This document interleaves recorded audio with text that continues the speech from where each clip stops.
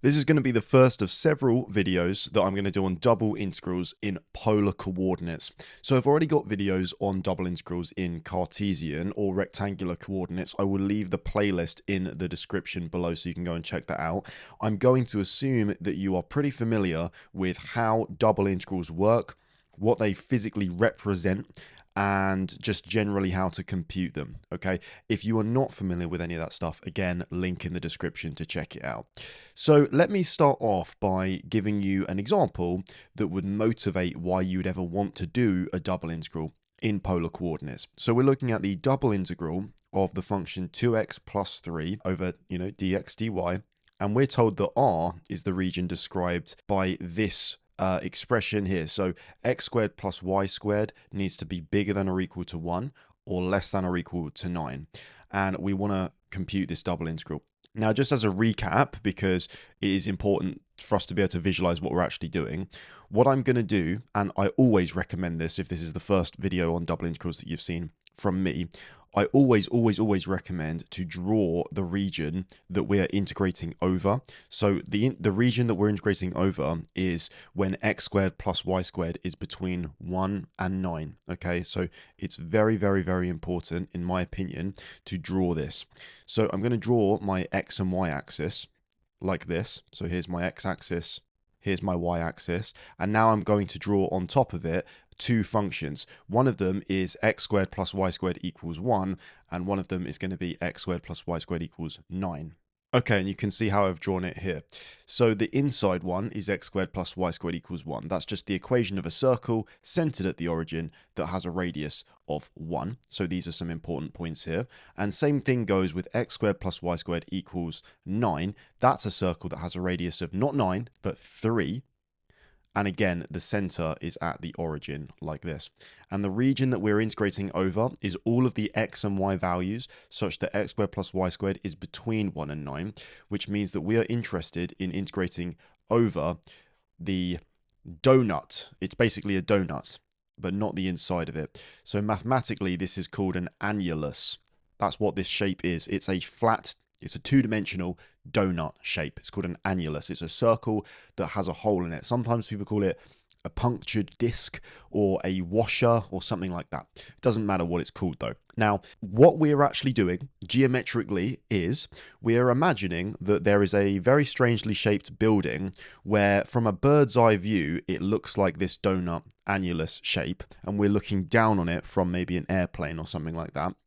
And the function 2x plus 3 is describing basically the height of the roof of the building at any given x and y coordinate. Okay, so we can see that the height of the roof of this building that has a floor plan that looks like a donut is only dependent on the x coordinate here. Okay, so the height of the building almost is 2 times the whatever your x coordinate is plus 3. Now this analogy isn't perfect because technically there will be values of the height of the building here that are negative, right? Because when x is a negative number, there are negative numbers beyond minus 3 over 2 where we have a negative value of the height, right? So for example, if x is minus 3, then we've got 2 times minus 3 plus 3, that's minus 3. So even though I'm talking about the height of a building, it actually has a negative height in some places, okay, guys? So the analogy doesn't fully hold.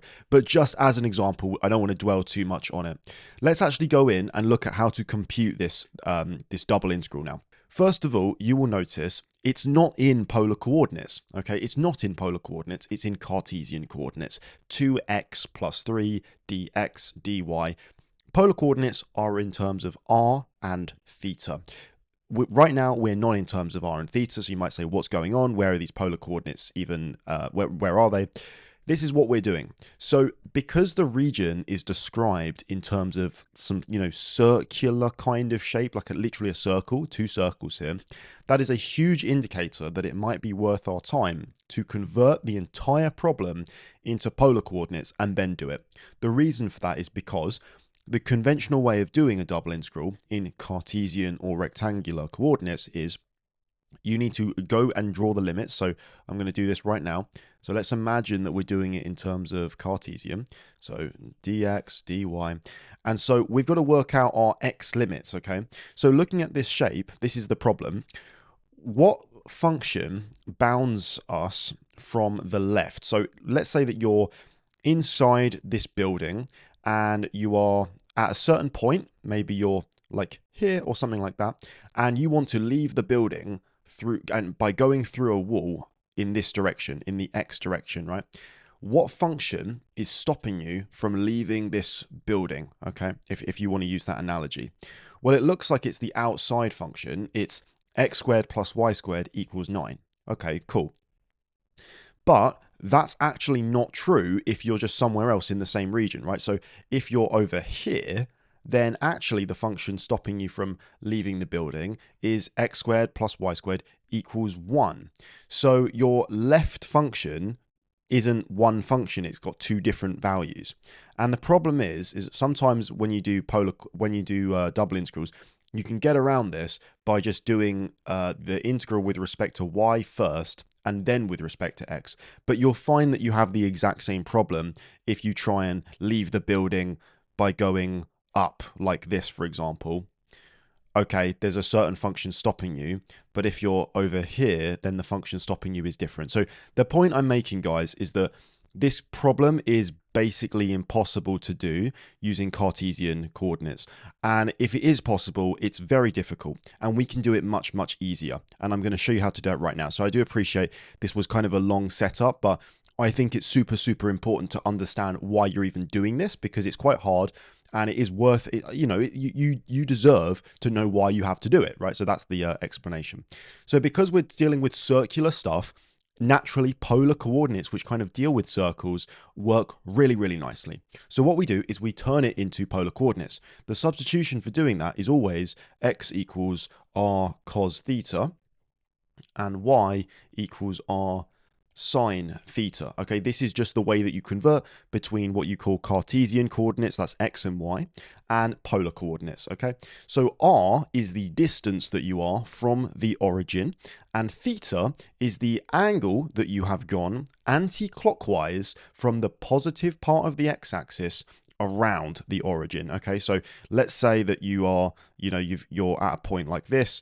You can describe this point in terms of Cartesian coordinates because you've got a certain x and y coordinate, but you can also describe it in terms of your polar coordinates because you're a certain distance from the origin, that's your r value, and also you're a certain angle anti-clockwise, this is theta, from the positive x-axis. Okay, now because again you can see that we're dealing with like distance from the origin, we're dealing with angles, there's like a circular vibe going on. This is perfect. So this is what we do, we convert it into polar coordinates. So 2x plus 3 is going to be 2r cos theta plus 3.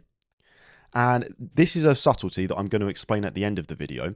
But dx dy, when you convert that into polar coordinates, you don't just do d, whatever you might think it is, like d r d theta or something like that. You actually convert it into this. Okay, so I'm going to put brackets around this as well. So dx dy becomes r dr d theta. Okay, I'm going to write this down somewhere else as well because this is absolutely worth just knowing this. Dx dy when you're in polar coordinates becomes r dr d theta. Okay, I will give you a sort of explanation for this at the end of the video. It's not a rigorous explanation, don't come at me in the comments, guys, but it's going to be a vibes-based explanation. Okay, cool.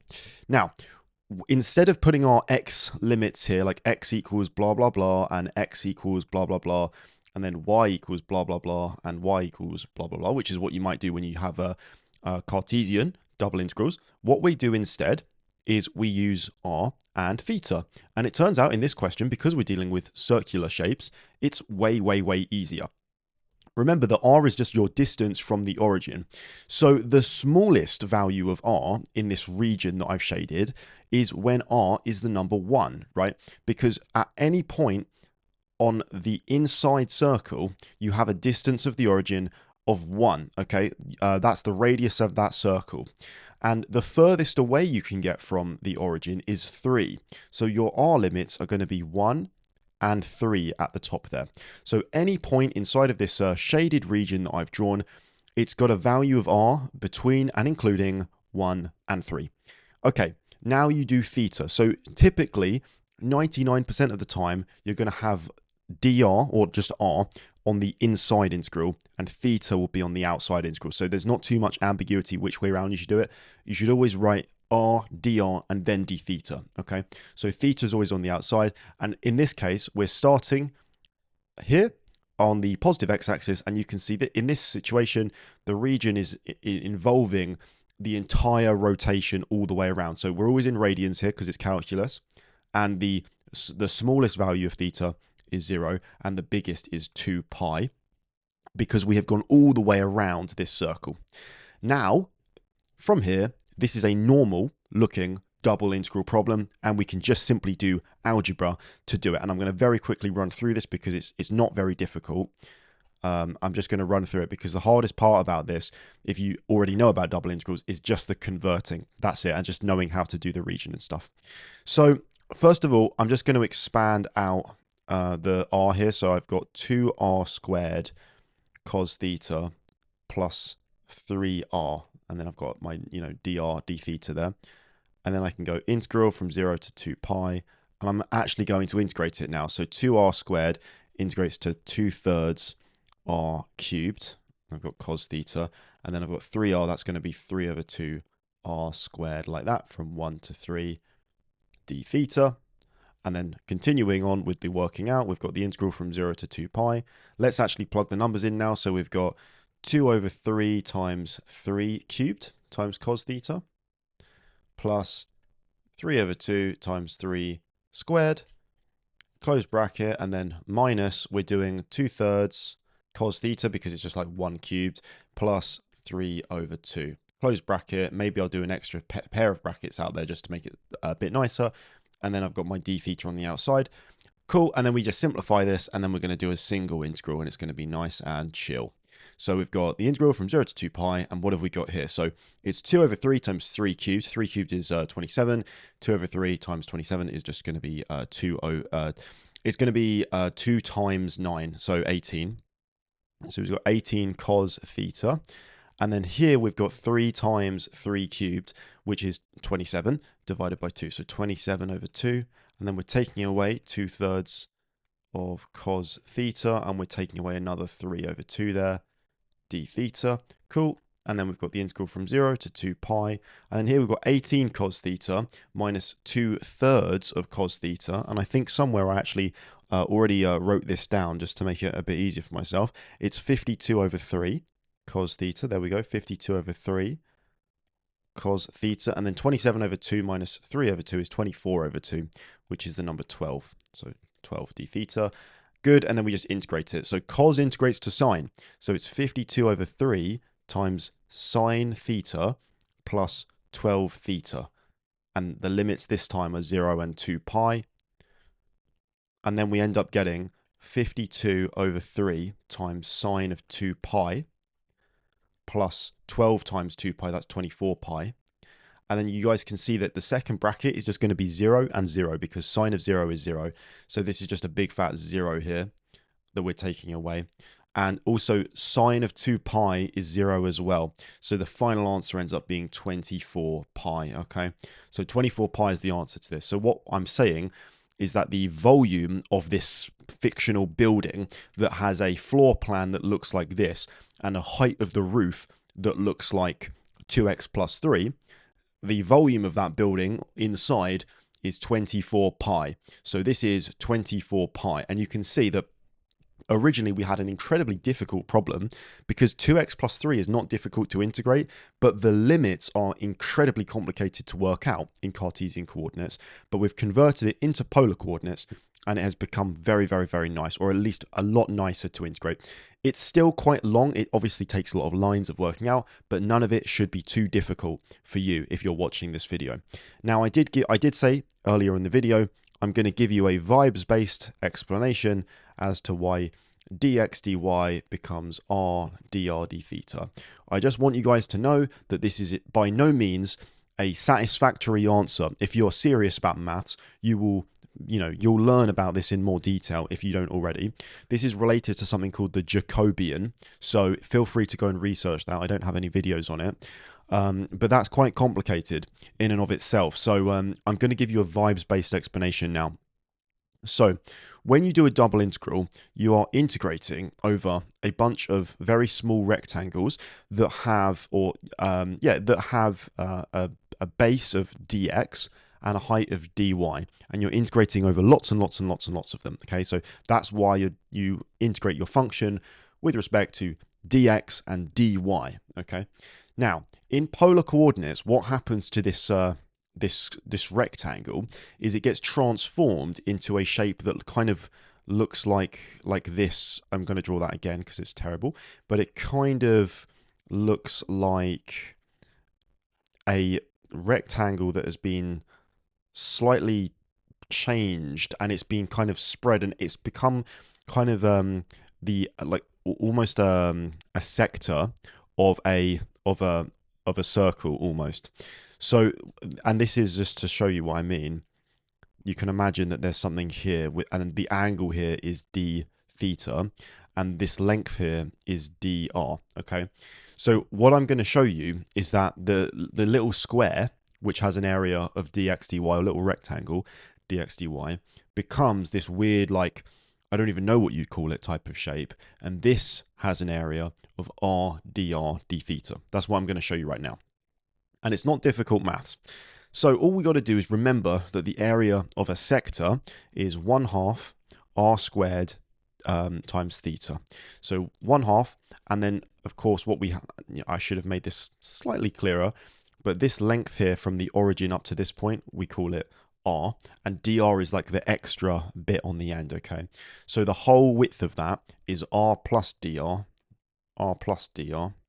squared, and d theta is the angle, so d theta.